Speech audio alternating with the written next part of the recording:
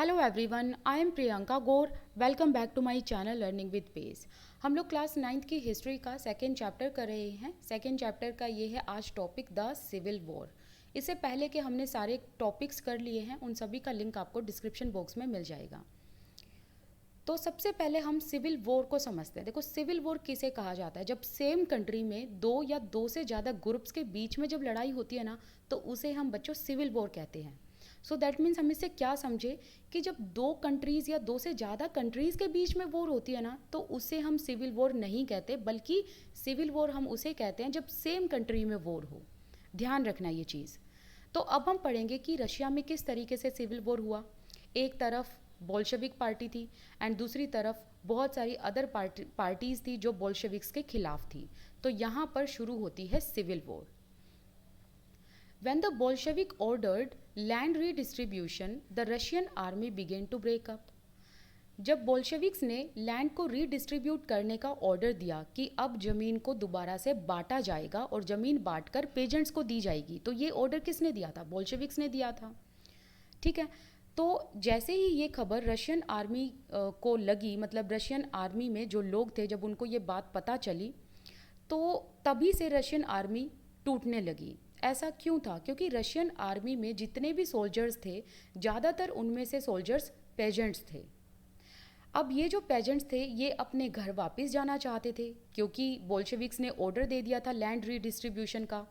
तो ये जो पेजेंट्स थे, अब ये चाहते थे कि इनके हिस्से में भी कुछ ज़मीन आ जाए, इसीलिए ये लोग अब अपने घर जाना चाहते थे और इन्होंने रशियन आर्मी को डेजर्ट कर दिया, मतलब रशियन आर्मी को छोड़ दिया। सो यहाँ से शुरुआत हो जाती है रशियन आर्मी के ब्रेकअप होने की, मतलब रशियन आर्मी के टूटने की।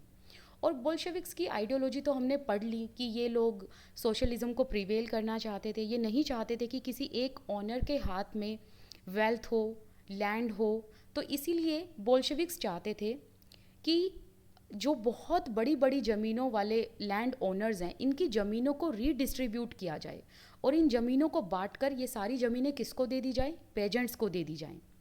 ठीक है।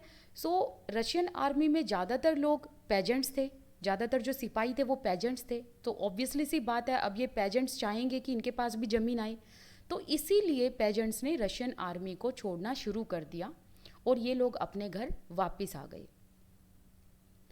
अब धीरे धीरे बोल्शेविक्स के खिलाफ काफ़ी पार्टीज़ खड़ी होने लगी थी। तो आपको याद रखना है कि बोल्शेविक्स के अगेंस्ट नॉन बोल्शेविक सोशलिस्ट थे, लिबरल्स थे एंड वो लोग थे जो ऑटोक्रेसी के सपोर्टर थे, मतलब नोबिलिटी पीपल कह लो इनको, या फिर जिनके पास बहुत बड़ी बड़ी ज़मीनें थी, वो लोग यहाँ इस ग्रुप में आते थे जो ऑटोक्रेसी को सपोर्ट करते थे, राइट। या ये कह लो कि जो ज़ार को सपोर्ट करते थे वो लोग इस ग्रुप में आ गए। तो बोल्शेविक्स के खिलाफ ये तीन मेजर पार्टी खड़ी हो गई थी और इन तीनों ने बोल्शेविक के अपराइजिंग को काफ़ी कंडेम किया। अब जो इनके लीडर्स थे, किन के लीडर्स की यहाँ पर बात हो रही है बच्चों? Non Bolshevik, liberal and supporters of autocracy. इन तीनों के जो लीडर्स थे वो साउथ रशिया आए। ठीक है। Organised troops to fight the Bolsheviks. अब इन लीडर्स ने मिलकर एक ट्रूप तैयार कर ली ताकि ये बोल्शेविक्स के अगेंस्ट लड़ सकें। अब यहाँ पर आपको ध्यान रखना है कि बोल्शेविक्स को क्या बोला जाता है। मतलब बोल्शेविक्स को उस टाइम पर नाम दिया गया था रेड्स का। अदर पार्टीज़ के भी नाम है, वो आप यहाँ पर देखोगे, बट आपको नाम याद रखने हैं ये। अब आपको ना ये चीज़ ध्यान रखनी है यहाँ पर कि जो रेड्स है वो किसको बोला गया?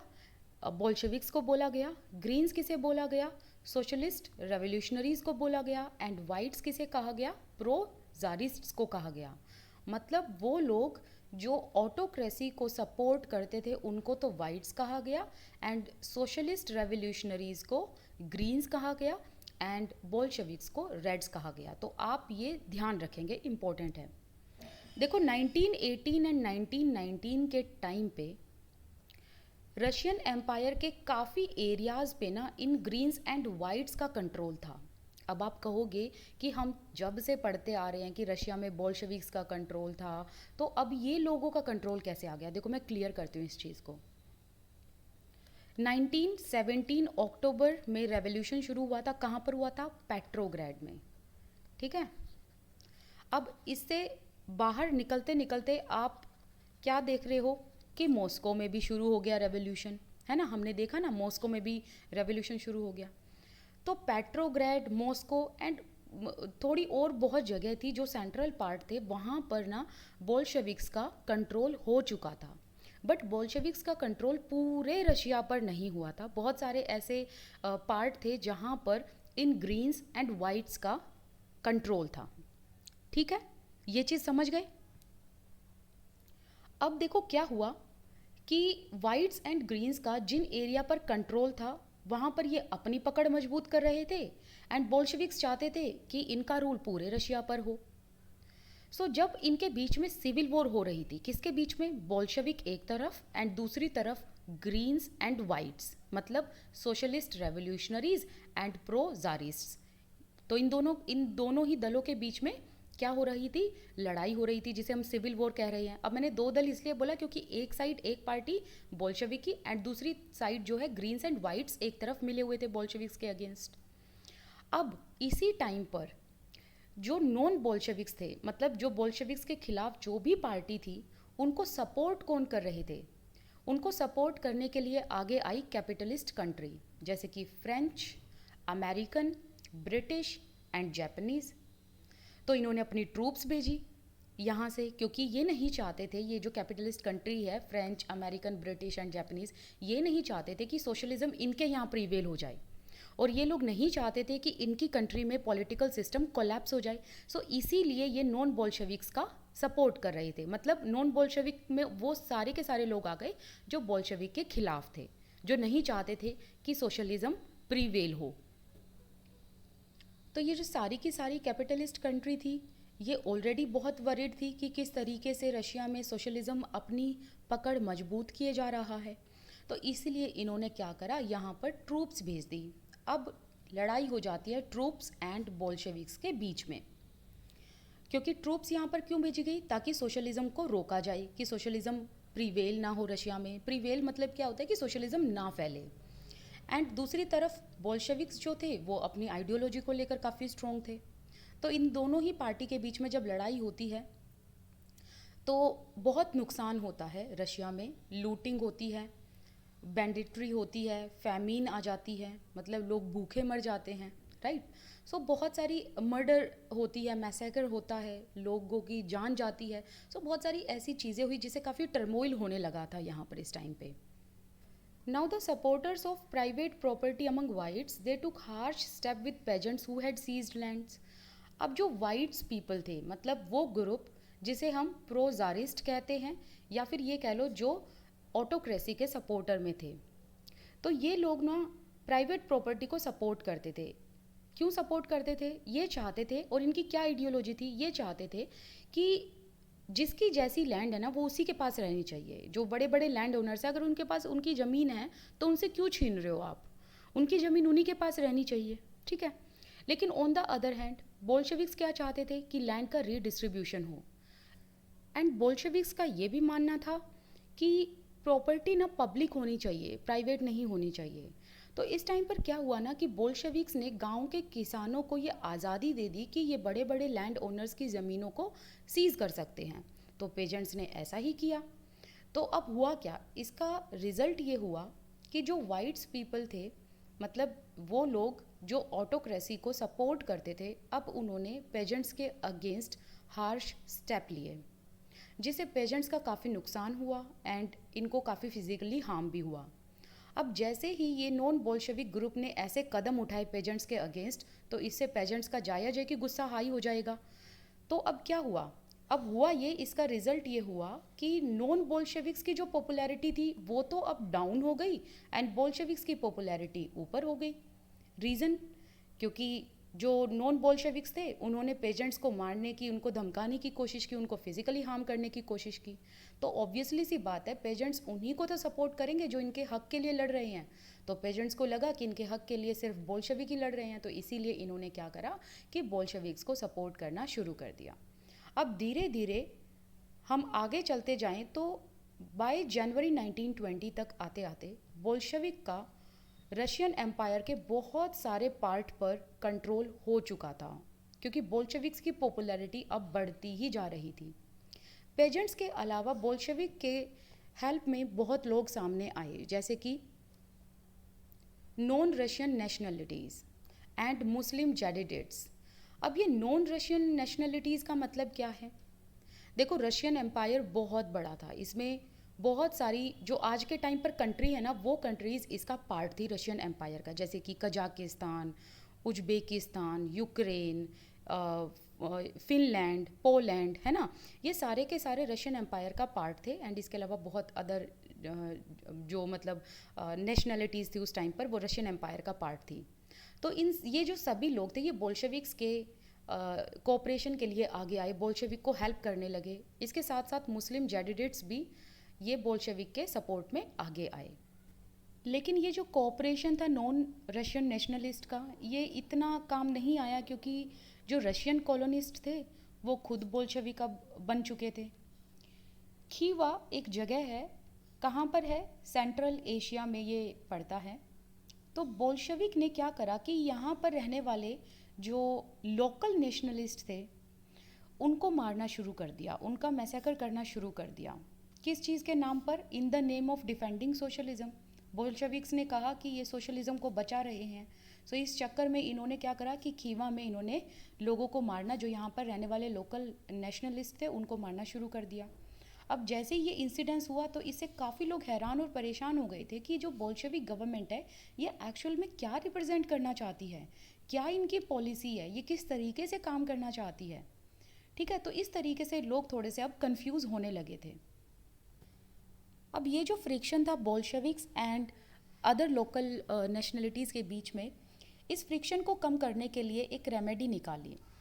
देखो, एक तरफ ना नॉन रशियन नेशनलिटीज़ जो थे वो डिमांड कर रहे थे कि इनको पॉलिटिकल ऑटोनॉमी दी जाए। तो इस चीज़ को बोल्शेविक्स ने मान लिया। अब बोल्शेविक्स ने कहा कि ठीक है, जो ये नॉन रशियन नेशनलिटीज़ हैं इनको हम पॉलिटिकल ऑटोनॉमी देते हैं। ऑटोनॉमी का मतलब होता है कि उनको ना राइट दे दिए कि वो अपना शासन खुद चलाएं। ओके, तो यहाँ पर ये चीज़ ध्यान रखना कि बोल्शेविक्स ने इनको पॉलिटिकल ऑटोनॉमी तो दे दी कि अपनी राजनीतिक स्वतंत्रता है इनकी, ये अपना शासन अपने तरीके से चला सकते हैं, बट ये स्टिल यूएसएसआर से एफिलिएटेड थे।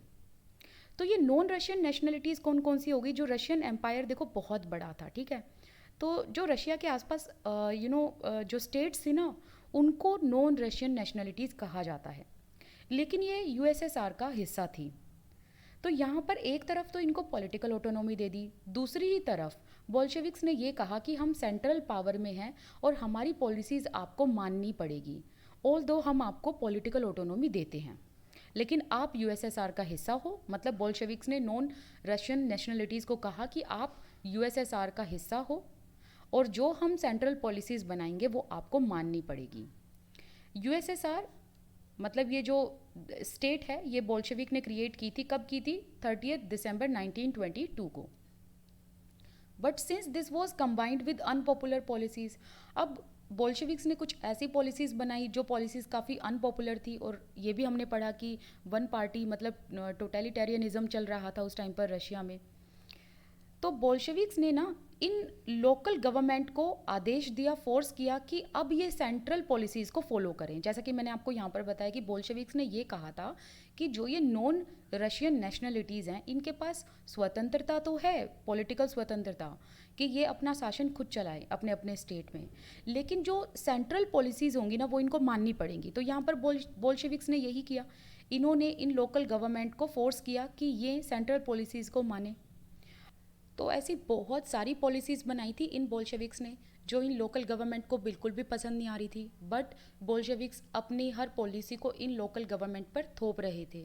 लेकिन लोकल गवर्नमेंट को ये पॉलिसीज़ पसंद नहीं आ रही थी, तो इसी वजह से कोई भी पॉलिसी अच्छे से सक्सेसफुल नहीं हो पाई। तो यहाँ पर एक एग्जाम्पल दिया गया है कि एक ऐसी पॉलिसी बनाई बोल्शेविक्स ने जिनके खिलाफ ये लोकल गवर्नमेंट थी, जैसे कि यहाँ पर like the harsh discouragement of nomadism.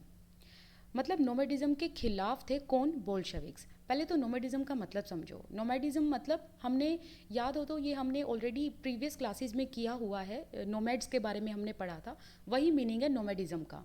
मतलब ये घुमंतु लोग होते हैं जो एक जगह से दूसरी जगह पर घूमते रहते हैं, जाते रहते हैं। सो एक एरिया से दूसरे एरिया में ये क्यों जाते हैं? ताकि ये अपनी लिविंग को, अपने लाइवलीहुड को अर्न कर सकें।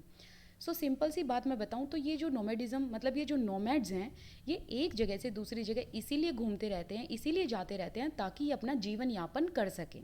तो रोटी की तलाश में, खाने की तलाश में या पैसों की तलाश में ये एक जगह से दूसरी जगह जाते रहते हैं।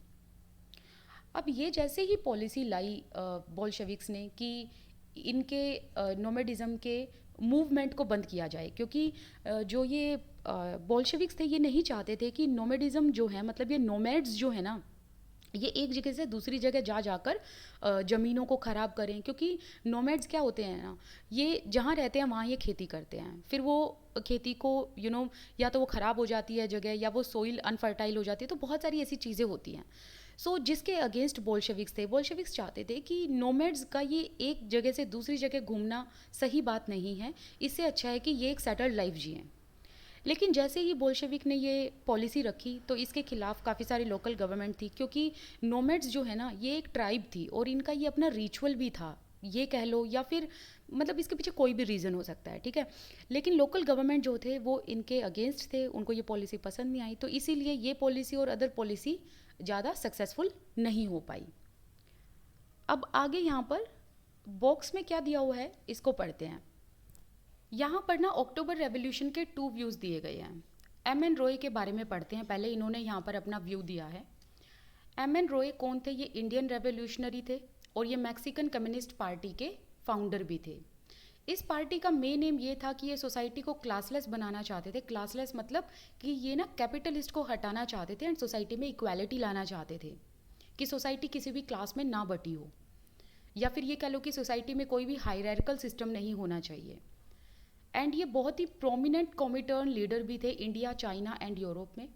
और जब ये सिविल वॉर चल रहा था, ये सेंट्रल एशिया में थे, इसीलिए ये एक सिविल वॉर की एक ऐसी वारदात लिखते हैं जिसमें ये किर्गिज ट्राइब के बारे में बात करते हैं। ये ना एक ट्राइब है और इस ट्राइब के लोगों को ना अपनी लैंग्वेज आती थी, जो इनकी लोकल लैंग्वेज थी। इनको रशियन लैंग्वेज नहीं आती थी। इनका जो चीफटेन था, मतलब जो इनका मुखिया था, वो काफ़ी बूढ़ा इंसान था, काफ़ी बेनेवोलेंट भी था वो, और उसका एक अटेंडेंट था जो काफ़ी यूथ था, उसको रशियन बोलनी आती थी, मतलब उसको रशियन लैंग्वेज आती थी। तो एक तरफ हम क्या देख रहे हैं कि किर्गिज़ के जो लोग थे, मतलब जो इस ट्राइब के लोग थे, साथ ही साथ जो इसका मुखिया था, इनको रशियन लैंग्वेज नहीं आती थी, बट इसका जो अटेंडेंट था ना उसको रशियन लैंग्वेज आती थी। तो सारी की सारी न्यूज़ इन किर्गिज़ ट्राइब को किससे मिल जाती थी? इस यूथ से मिल जाती थी, क्योंकि इसे रशियन लैंग्वेज आती थी और इसे पता होता था कि रशिया में क्या चल रहा है। तो इस अटेंडेंट ने चिफ्टेन को रेवोल्यूशन के बारे में बताया और इन्होंने ये भी बताया कि ज़ार को ओवरथ्रो कर दिया है, मतलब ज़ार ने अपनी थ्रोन को एब्डिकेट कर दिया है। तो ये बात सुनकर किर्गिज़ ट्राइब के लोग काफ़ी खुश हुए थे, क्योंकि किर्गिज़ ट्राइब के घरों को ज़ार ने छीन लिया था और इन पर कंट्रोल कर रखा था, ठीक है। So the revolution meant that Kyrgyz were the masters of their home again. अब किर्गिज़ ट्राइब को जब ये पता चला कि ज़ार ने अपने थ्रोन को ओवरथ्रो, मतलब अपने थ्रोन को एब्डिकेट कर दिया, या ये कह लो कि ज़ार को उसकी गद्दी से हटा दिया, तो ये बात सुनकर किर्गिज़ ट्राइब के लोग बहुत खुश हुए थे, क्योंकि उनको अब ये लगा था कि अब जो उनके घर हैं वो वहाँ वापस जा सकते हैं, मतलब जो उनकी जगह है वो वहाँ वापस जा सकते हैं। और इन्होंने फिर एक नारा लगाया, लॉन्ग लिव द रेवोल्यूशन। किन्होंने लगाया ये नारा? ये लगाया किर्गिज़ ने। जब इनको ये पता चला कि बोल्शेविक अब मेजॉरिटी में है और बोल्शेविक अब रूल कर रहे हैं, तब इनको कहीं ना कहीं होप थी कि अब कुछ अच्छा होगा इन लोगों के लिए, और इसीलिए इन्होंने लॉन्ग लिव द रेवोल्यूशन का नारा लगाया था। अब इसके बाद दूसरा व्यू देखते हैं कि इस व्यू में क्या कहा गया। अब यहाँ पर पॉइंट दिया है, कज़ाक के जो लीडर थे उन्होंने 1919 में कहा कि जो किर्गिज़ थे, मतलब जो ये ट्राइब के लोग थे, इन्होंने फर्स्ट रेवोल्यूशन को तो वेलकम किया था और ये काफ़ी खुश भी हुए थे फर्स्ट रेवोल्यूशन जब हुआ था, जब फरवरी रेवोल्यूशन हुआ। लेकिन जैसे ही सेकंड रेवोल्यूशन हुआ ना, तो इनको बहुत ही टेरर देखने को मिला। फर्स्ट रेवोल्यूशन से तो इसलिए ये खुश थे क्योंकि इनको ज़ार के ऑपरेशन से जो है फ्रीडम मिल गई थी, इनको ऑटोनॉमी मिल गई थी, राइट। और इसलिए इनके जो होप हैं, इनकी जो आशाएं थी, जो इन ट्राइब्स के लोग थे, इनकी जो होप थे वो और ज़्यादा स्ट्रेंथन हो गए। लेकिन सेकंड रेवोल्यूशन जैसे ही हुआ, अक्टूबर रेवोल्यूशन, तो इन्होंने काफ़ी वॉयलेंस देखा इनके इलाके में, काफ़ी पिलेज, काफ़ी टैक्सेस, मतलब काफ़ी नई नई पॉलिसीज़ आई इनके पास, काफ़ी सारे टैक्सेस इन पर लगा दिए गए। सो इन्होंने डिक्टेटरशिप देखी एक तरफ से, ये कह सकते हो आप। जो ब्यूरोक्रेट्स ज़ार को पहले अपना ज़ार के नीचे काम करते थे, अब वो किर्गिज़ ट्राइब को ऑप्रेस करने लगे थे। क्योंकि ये जो ब्यूरोक्रेट्स हैं, अब ये किसके लिए काम करते थे? अब ये बोल्शेविक्स के लिए काम करते थे। तो मतलब आप क्या समझ रहे हो कि सेकंड रेवोल्यूशन जो हुआ था ना, तो सेकंड रेवोल्यूशन में किर्गिज़ ट्राइब को काफ़ी डिफ़िकल्टीज फेस करनी पड़ी थी, क्योंकि जो ब्यूरोक्रेट्स पहले ज़ार के लिए काम करते थे, अब वही ब्यूरोक्रेट्स वो अब किसके लिए काम करने लगे? बोल्शेविक्स के लिए काम करने लगे, और उन्होंने इन ट्राइब्स के लोगों को ऑप्रेस करना शुरू कर दिया। तो यहाँ पर हम दो तरीके के व्यू देख रहे हैं। एक तो हमने ऊपर देखा, दूसरा इसी का जो मतलब ये कह लो बिल्कुल ऑपोजिट जो व्यू है वो हमने यहाँ पर देखा। तो आज हमारा ये जो टॉपिक है ये कंप्लीट होता है। आगे का जो पार्ट है मेकिंग अ सोशलिस्ट सोसाइटी, ये हम कल करेंगे। नेक्स्ट वीडियो में मिलते हैं आप। और इसी के साथ साथ मेरे साथ टेलीग्राम एंड इंस्टाग्राम पर जुड़ना बिल्कुल मत भूलना, क्योंकि आपके कोई भी जनरल डाउट्स हैं, कोई भी आपकी क्वेरी हैं, तो आप मुझे इंस्टाग्राम पर बता सकते हैं। चलिए मिलते हैं नेक्स्ट वीडियो में। टिल देन जितना मैंने कराया इसको आप अच्छे से करिए। This side Priyanka Gaur, I wish you all the best, keep learning. Thank you so much for watching this video. Thank you.